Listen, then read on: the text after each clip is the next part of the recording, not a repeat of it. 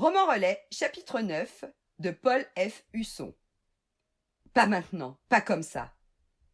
Combien de temps s'écoule avant d'avoir relu 100 fois la phrase exquise de ce cadavre de page blanche? Un roman mort-né? Comme tous ces gens dépérissant les uns après les autres, d'écran de news en écran de rien, corps de New-Yorkais entassés dans un camion frigorifique, morgue patinoire espagnole, chapelet de corbillards italiens, foule de futurs morts-vivants indiens et africains fuyant les villes. Même la pire série Z des années 80 ne l'avait pas imaginé. À moins que les bêtes sauvages continuent de reprendre possession du territoire vierge. Une panthère affamée qui viendrait gratter à ma porte. Pas maintenant. Pas comme ça. La page blanche clignote comme un avertisseur. Dire qu'on parle du virus de l'écriture. Faut-il un héros? Une bonne scène de baise ou mieux un chien ou un chat pour emporter le morceau? Pas maintenant. Paupières clouées, il fixait l'envers de son confinement, unique paysage. Un mur, une page muette. Indécis, il attendait qu'un son se brise à sa pensée soumise.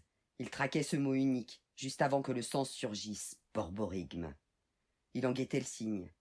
Fourmillement perfide entre les encres, les signes acheminaient tant de crainte ou d'étonnement.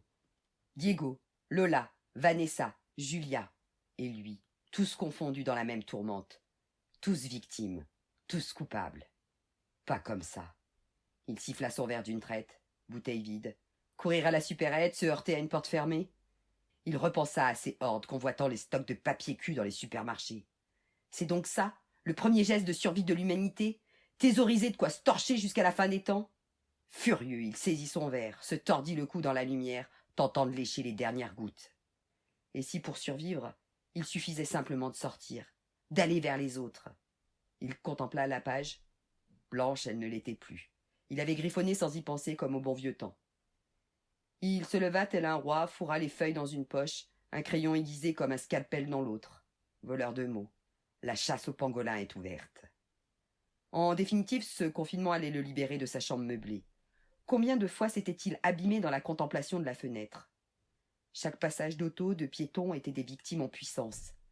La ville sans fin le maintenait prisonnier d'inutiles références, créa d'innombrables souvenirs qui encombraient sa raison.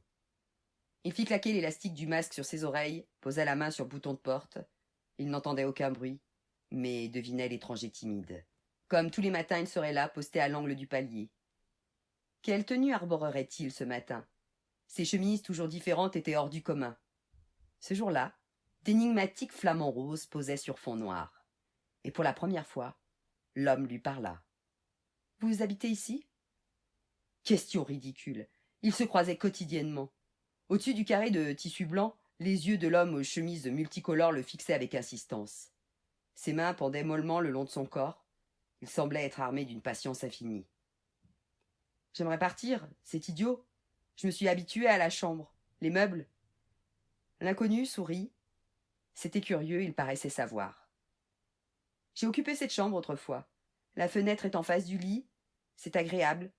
Et puis il n'y a rien au mur. J'ai accroché une glace. Un miroir?